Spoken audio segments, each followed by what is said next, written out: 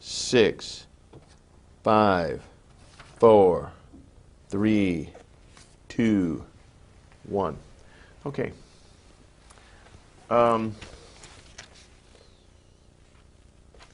Let's talk a little bit about your husband would get into these drunken stupors, and he would start running his mouth and tell you everything he knew. What did you find was some of the most stunning revelations that that came? Besides the fact that he admitted he couldn't be a Christian and was an existentialist, and explaining what existentialism meant to him, which was startling to me.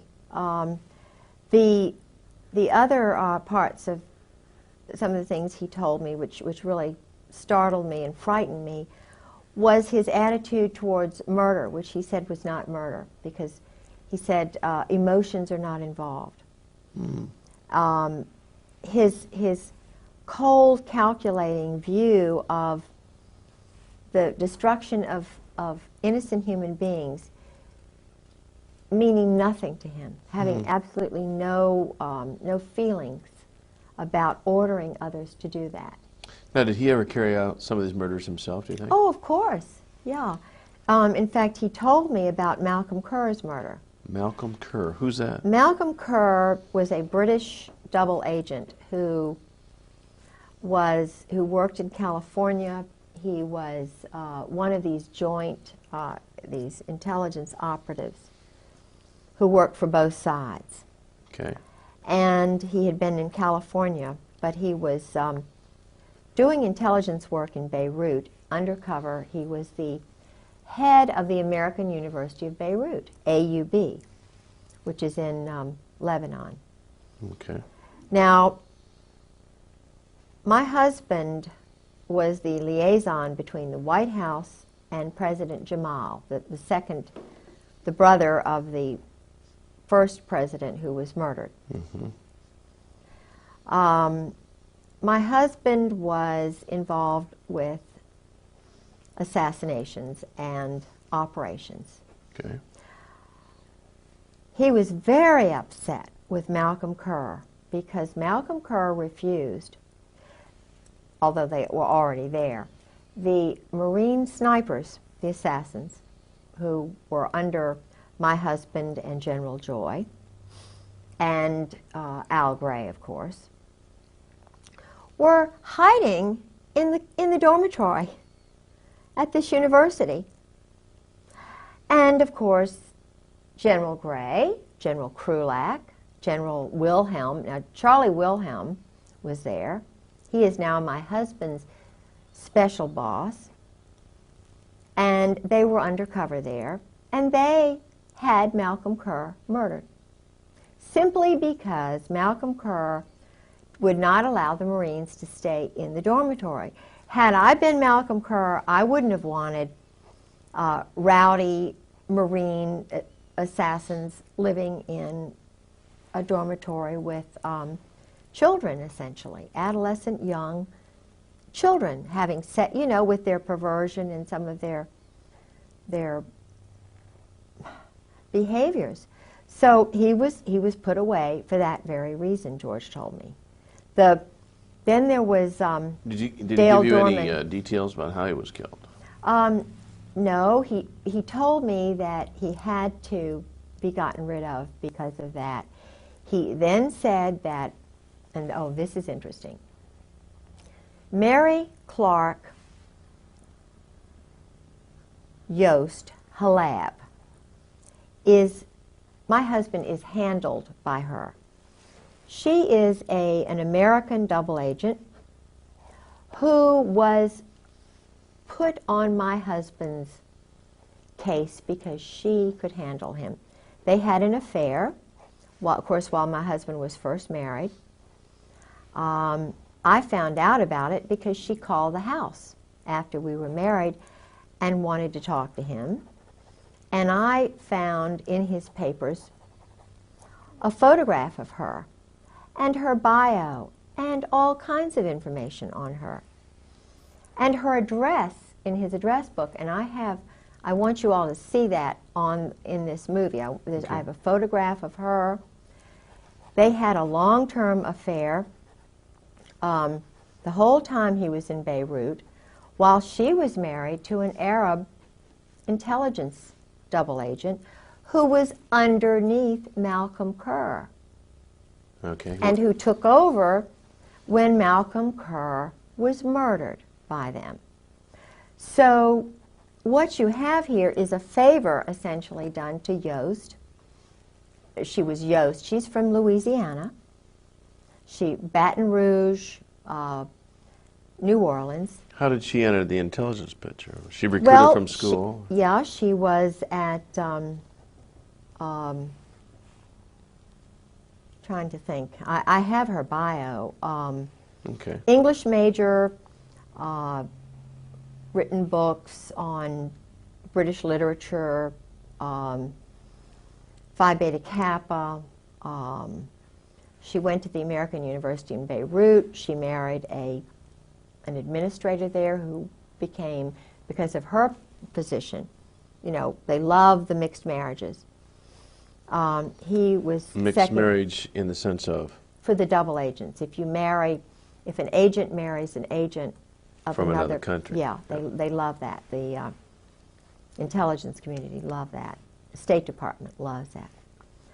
And I was mentioning earlier that about the State Department, when I was living with Sarah McClendon, helping her in 1986, I went everywhere she went because she's the senior national White House correspondent. And I went to the State Department one day because I was curious about why there isn't peace in the Middle East. And I wanted to go to what I thought was the Middle East Department. Well, there was a group of students, and I got a press pass ostensibly to go in and interview them.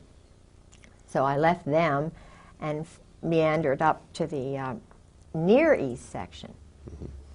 And I had quite a few hours. I thought they were going to, you know, say, what are you doing here? Because all the doors were open.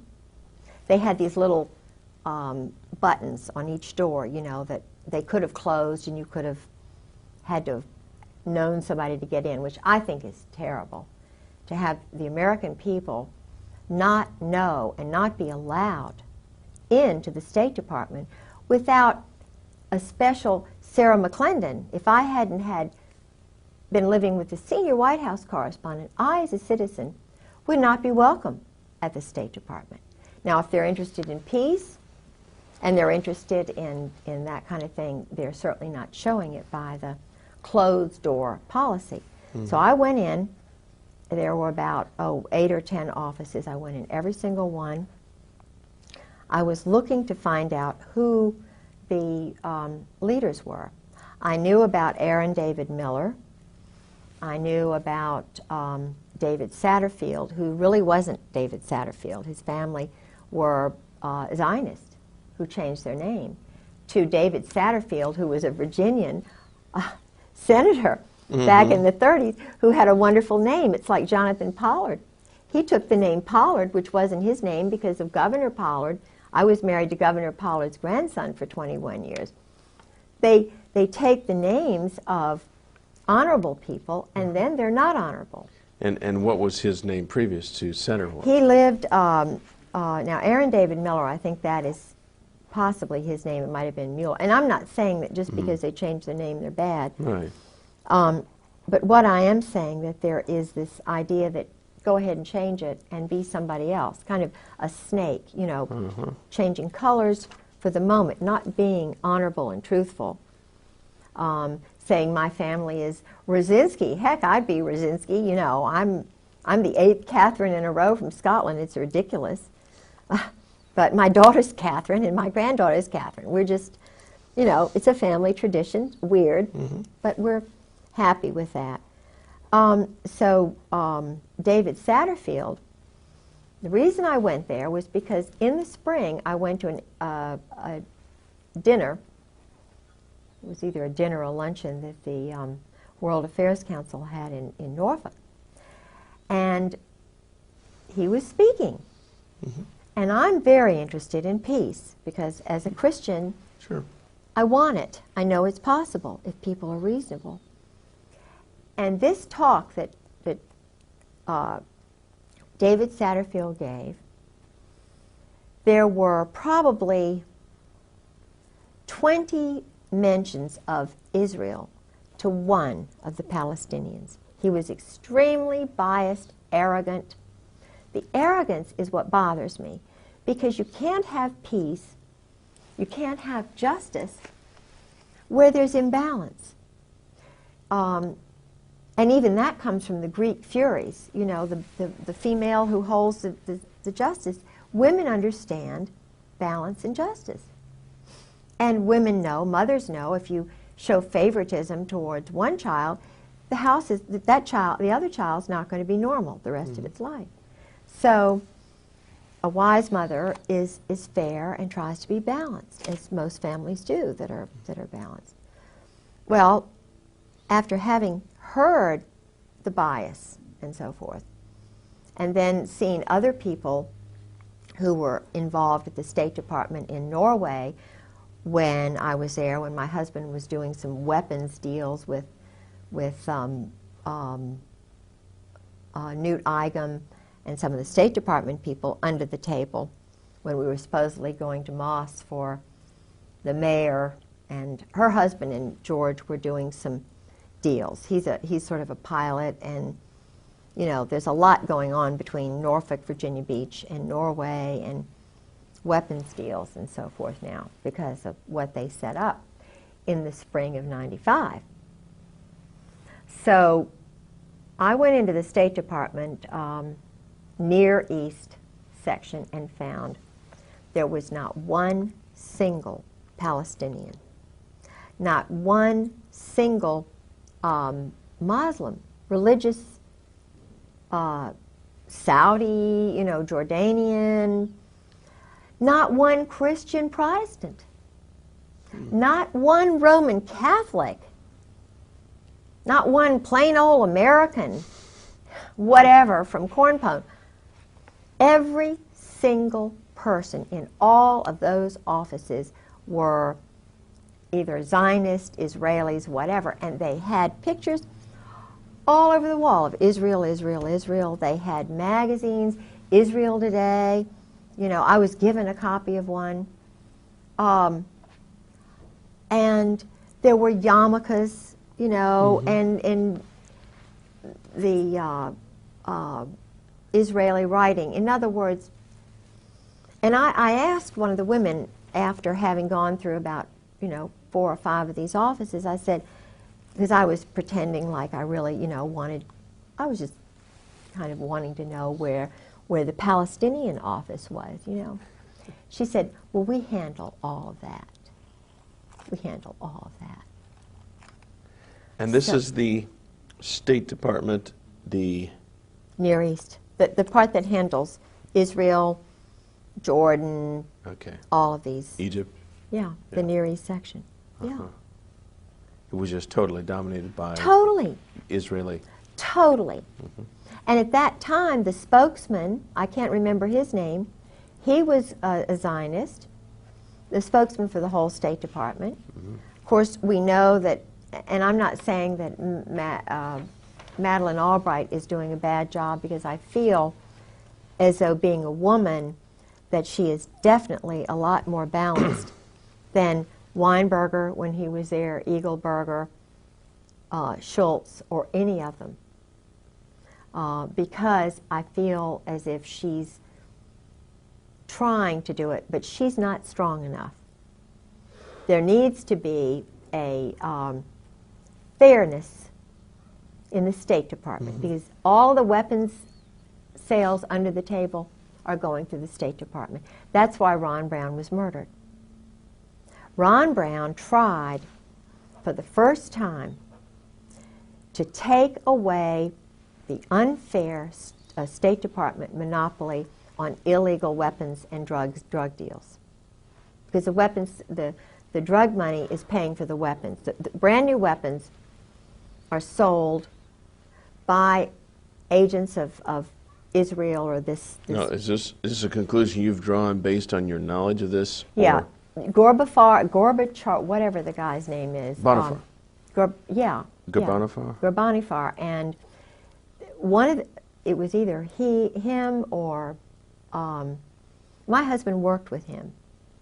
My husband was the one who was Chief of Staff under Al Gray when North was moved from the Atlantic Command to the National Security Council. Ollie North. Ollie North. And when you work in the White House, you work under the Army. The Marines have no overlord as such. They can float, they can be truck drivers and still be 4th Marine, but they're run out of New Orleans, just like Oswald was. See, Oswald was homosexually recruited by Clay Shaw, David Ferry, that whole, the New Orleans, Meyer Lansky's guy, Jack Rubenstein, who was Jack Ruby. See, all of the funding for these operations go through the joint, the mob.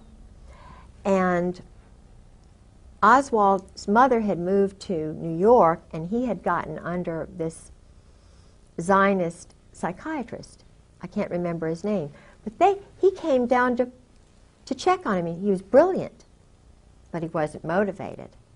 He wasn't told he was special. His dad died or whatever, And his father was a, I believe, a German soldier. But the point is, Oswald was a loner, brilliant, and a perfect candidate. He and my husband's profile are just, in fact, they almost look alike. And you mean their profile in terms of their background? Psychological not profile. Their physical profiles. Yeah, even they look a lot alike. Yeah. And what's interesting is they always allege that he had a double. Well, Couldn't have been your this husband. is interesting. My husband, when I saw him in June, after his having lived with me that fall, he was different, a different facial, everything, than the man I married. The man I married and the man I saw in June were one and the same. Had a fuller face. The mouth, the mouth was fine, but the man that I was with, and I know that I felt it was not the same person. Now, I don't think he could have gained that much weight in just a few months, because he was very thin, and now I could be just. But women sense things. I don't know how to explain it. And I talked to a good friend of Marina Oswald's who knows that her husband was a patsy. And I talked to another woman in El Paso who was in the book The Widows, whose husband was a German, or rather a Czechoslovakian, whose father and 2 brothers had come over here as mercenaries, like all of these young men are still doing today. And the father sent for the little boy and his sister, leaving the mother back in Czechoslovakia. Evidently she had had an affair or something, but she was banished. I think they do this on purpose, though, because I'm finding that the boys identify with their mothers. They don't bond so much with the fathers. And they are their mother's keeper in that country.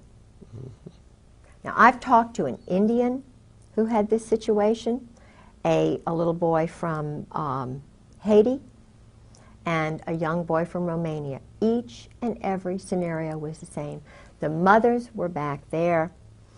They were given 5 years to become an American citizen. As they were mercenaries, they had to do things that made one of them cry on the bus. And he told me what was done when they did a hit. There was one man who did things that were just horrible, and he said, I want to get out, but I can't. And this is horrible. to put young men who are strict Roman Catholics, you know, they've got that background, and bring them over here and make assassins of them, or, in other words, to turn them in a 5-year period, and for the taxpayers to pay for this. These young men are training with SEALs. They may have a mother who's an American and a father who's French, so they can go both ways. And therefore, they're not under the laws of the United States, so they can go do the actual murders or whatever. And in Oswald's case, if you remember, he didn't have any problem getting into the Soviet Union. Right. And he went into the State Department on a Saturday. The man who saw him was a Zionist. He didn't even meet anybody else. Special, elite. Then he went to this town where there were a lot of, you know, sort of an Zionist intelligence elite group. The Georgian Russians had, because most of the intelligence people for a long time were Zionist in the Soviet Union and in Germany. And I don't know, but I know that they recruited a lot of boys at Eton and places like that, homosexually in England. And then a lot of them went to the Soviet Union after the doctors' plot or something that I think Stalin thought that the Jewish doctors were after him or something. So in 1952, a lot of them had to go away, and they had some sort of a change or whatever. But what's interesting is that a lot of this played into George's, tied into my husband, because he was in the place, the Mecca for the Jewish intelligence, or the Zionist intelligence people in Princeton. All of the movie actors, you know, the movie moguls or whatever, they started out in Princeton. The psychological operations crowd from the Nazi, the whatever, they came to Princeton. And, you know, of course, some of them went to Harvard. And they spread out from there. Oppenheimer and I mean, you know, it's very interesting. That's where a lot of them were, in Princeton. And he was there, of course, well, I mean, he was born in 1937. He born in Atlantic City, then they moved to Lawrenceville. But his grandparents lived outside of Princeton. So he had a tie with his grandparents. But then his grandparents wound up moving out to California, so he was really abandoned from the time he was 13. And, of course, being under the influence of Charles Caddock, who was the bodyguard for the Saudis, Allah teacher. And he controlled the power in the school. The Cheeseborough, Headmaster Cheeseborough, of course, gave Charles Caddock carte blanche. Why? Because the Saudis bought a big mansion called Russell House. Caddock was there with the Saudis all alone, and my husband was there part of the time. They would go on outings using Saudi money. I mean, my husband was taught to fly a plane. He was taught to shoot. They went on these, they would get nude and run in the woods kind of thing. Even at Princeton, his roommates told me that he would go out with these men. And when his first roommate said, because he really likes George, and George is a really handsome, I think, a little older now, but in those days he was very handsome. And his roommate of the first 2 years, and who'd been at the Hun, said that he had a relationship with a French teacher who was a count or whatever from Paris, who was kind of a teacher's aide, who helped him write his paper, and who knew Camus. In other words, there was a group, this young French teacher who liked my husband a lot and helped him with his thesis, was also a friend of an older French teacher who was a very good friend of Camus. And Camus was coming over to see him when he was married. Camus is? Albert Camus is an existentialist writer who believed in murder and, you know, sabotage. And the end that justifies any means. Yeah, and he was also an Arabist. They were, you see, Lawrence of Arabia, this group stuff was started by this small group of Kabbalists who were trying to take over the oil. So what they would do would be to find these sheiks and find whichever one would go along with whatever. Well, the Brits were more interested in finding somebody who was fair, you know, not necessarily like that, you know, but then there was a guy named Moose who was in the American State Department who tried to, they wound up, the Americans wound up poisoning this Caddock, got in with the Saudi royal family, the other brother, who wound up getting it. They had a house in Switzerland. The Saudi royals had a big mansions on the Aix-les-Rosés is the place where Charles Caddock died, I understand. And my husband, according to the roommates, one in particular, who said, George never lost track. He always kept up with Charles Caddock. Well, Charles Caddock only died in, what, 1995, 1994.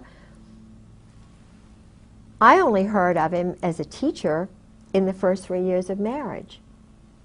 But when was he writing Charles Caddock? He was writing him, you know, Charles Caddock and Robinson,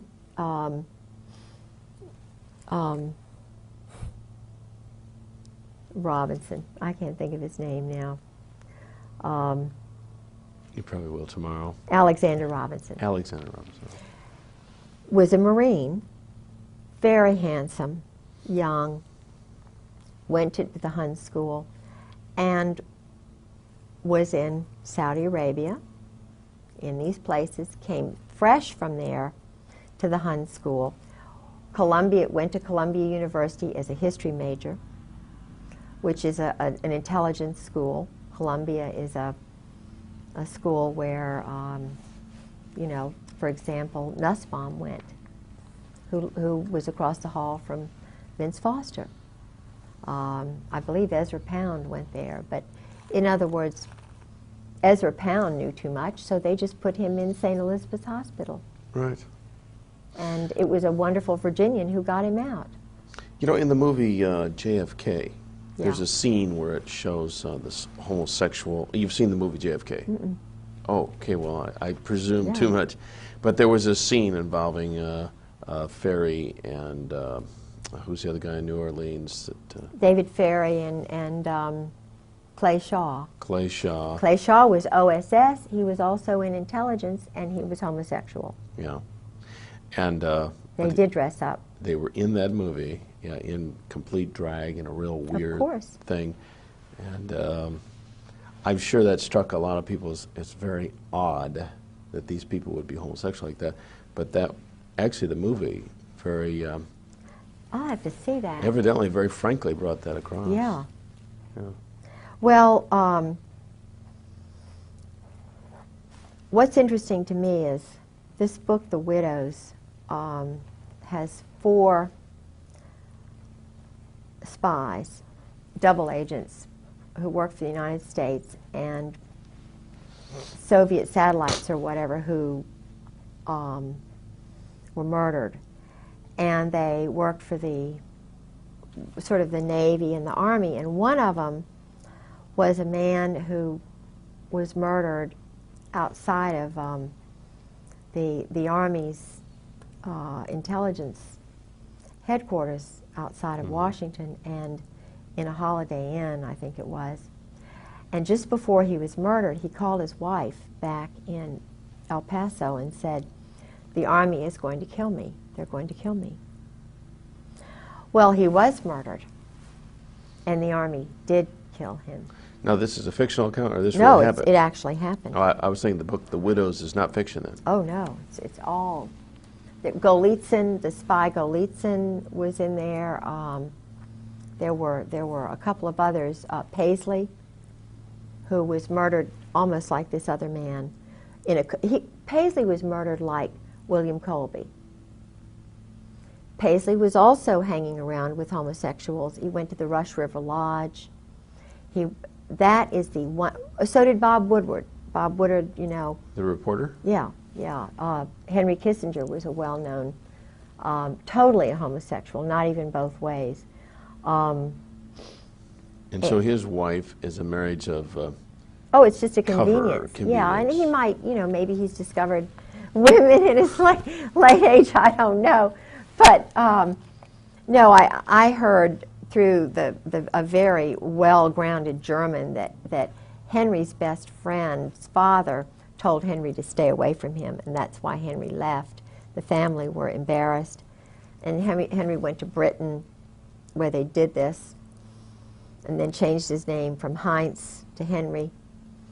And I interviewed a man named Bob, who's an Army enlisted person who told me about Henry in Cambodia. So he, up through Cambodia, he was actually raping young men. And of course, that experience destroyed the lives of these 5 young men, according to the source. I mean, he said he was crying, and this man was a perfectly wonderful, functioning, young married man who worked for a newspaper on the Eastern Shore and had 3 young children, went to Vietnam as an enlisted man, was put in Cambodia, which he said it was a lie living there, and then ran into Henry Kissinger, or Henry Kissinger ran into him and did certain things to him, invited him into his tent with some other men. It was horrible, but it was, you know, he said it's wartime and so forth. But he said, you know, I could have taken it mentally if it had been a bunkmate or something. But he said, when it's someone like Henry Kissinger who does it to you, you're ruined. He said, I could never, he said he came back home. Oh, and this is interesting, and I really believe that Bob's right. He said, Kissinger said to him, if you ever tell anybody, if you ever mention a soul, it's the end of you. Don't you ever tell anybody. Well, when he got back, when Bob got back, he went to a special hospital, and they were going to keep him locked up forever. Bob? Bob. A lot of the other boys just, you know, my feeling is that he was flagged the way I was flagged when General Gray and, you know, Wilhelm had me flagged because I broke up the go-go dancing in the officers' club. I was labeled a troublemaker because I thought it was wrong for married men to be going out with topless go-go dancers in the officers' club dining room, and I took pictures of it, and my husband, you know, got really mad and so forth. And these pictures today are still with you, or they're missing? Oh, no. My husband, what happened, I had the pictures. I risked my life because he tried to grab the camera from me. I hid it in the women's bathroom, and he tried to get it from me. We had a terrible fight that night. He wanted the pictures, and I mean, I prevailed. I developed the pictures, wrote a very nice Southern letter, wrote the letter to the club manager saying I didn't think it was proper. Had 3 sets, actually 4 sets of the 3 photographs I took made, and I sent a copy of the letter and the photographs to the base commander's wife and to the commandant's wife, and it stopped. But I was flagged, so I know, but this was before Tailhook, and yet instead of being congratulated for helping family values, for standing up for the wives, for showing the Marine Corps the proper place to have nudity and debauchery is not in the dining room of Camp Lejeune. And my husband said, well, this is nothing compared to Okinawa. You just have to get used to it, he told me. Now, I was a colonel's wife. These were young majors, and they were seeing me being talked down to. What do you think it did to them? It demoralized them. The Marine Corps was demoralized. The wives were demoralized, and I did what was right, what Jesus Christ would have done. How can they call themselves Christians and condone, how can Al Gray and Wilhelm and Cook and my husband condone this kind of behavior and flag me as a weirdo? Mm-hmm. So there's something, and that's where I'm standing. I'm standing on what I know Jesus Christ would have done. And if they want to, continue to hound me because I'm telling truth, well, that's just the way it is, because I'm not going to lie and develop a different kind of personality just to please them. Mm-hmm. But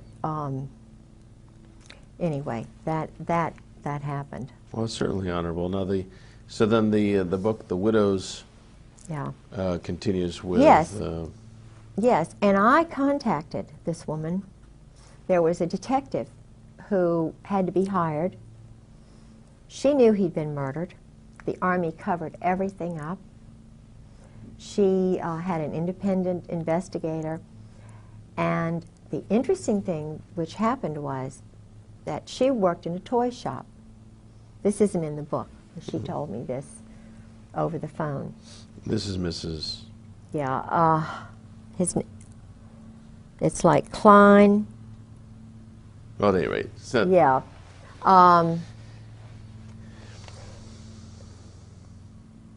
Anyway, he's a... I'll think of it in a minute, okay, hopefully. But she worked in a toy shop, and they were scoping her out. And this was just after the... No, it was before he was murdered. It was before he was murdered, because she said she told her husband about this. George Bush and his wife came into her shop and were looking at her. Right. Now, I don't know what that means, but they don't live in El Paso. Why?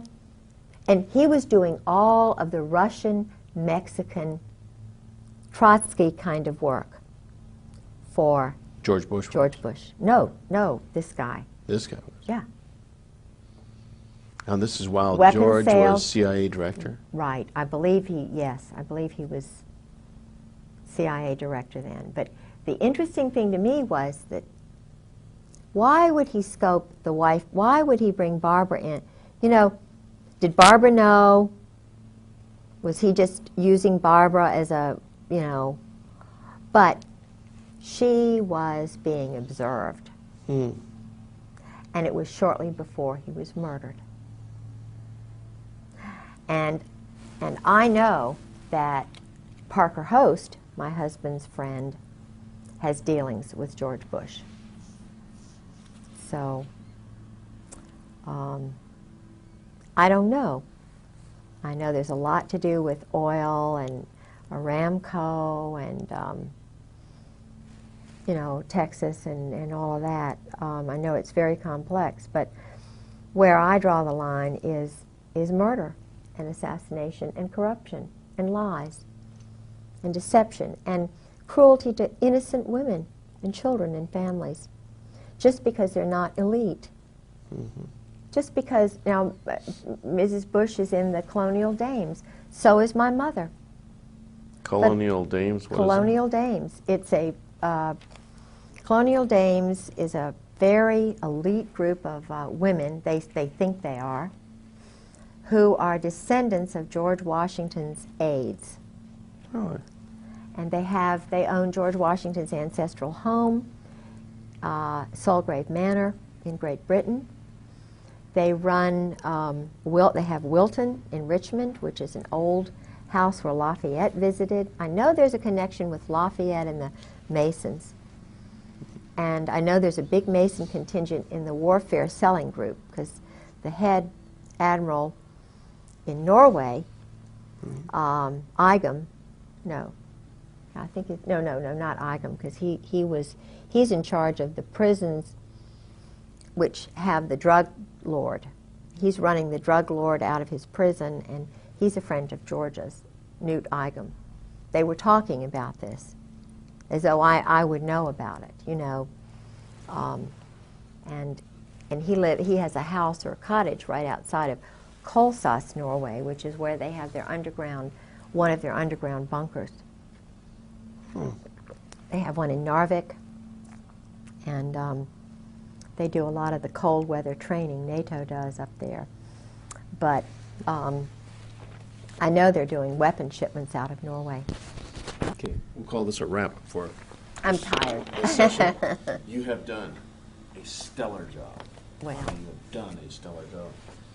You want to be sure and take all these things. Yeah. They would be secure here, but let's not take Well, any chances. you know, this is not in order, but this is interesting because they're talking about having mercenary guys now, like the executive decision or they're hiring mercenaries.